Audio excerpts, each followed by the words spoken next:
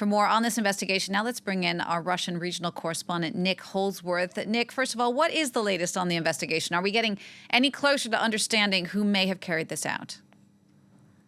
The only information we have so far is being carried by Russian state news agencies this morning, quoting law enforcement officers saying that the equivalent of 400 grams of TNT had been part of an explosive device which had blown Darya Dugina's car off the road yesterday morning.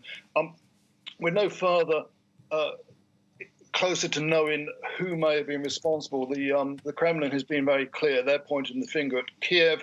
The Russian Foreign Ministry has said that this has the hallmarks of an operation by the Ukrainians.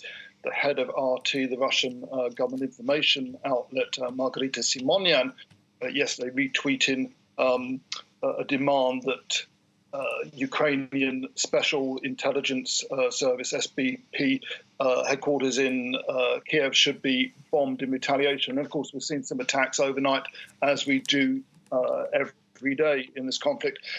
There was a rather strange assertion yesterday by a Russian MP who's been living in Kiev in exile for some years now, Ilya Ponomarov, and he said this was the work of something he calls the National Republican Army, which he says is a Russian partisan unit which is determined to destabilize Putin's regime by carrying out targeted assassinations of legitimate targets.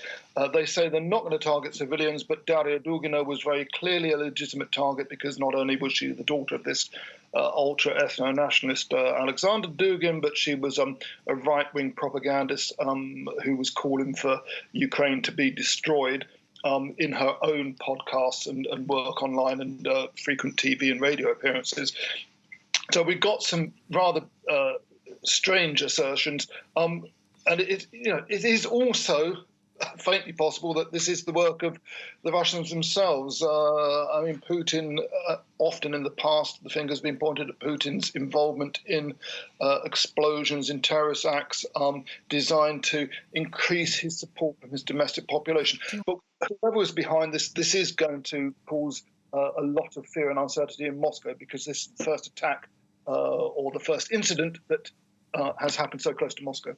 Nick, thank you for that. Nick Holdsworth there reporting for us on that investigation that's still underway now in Moscow.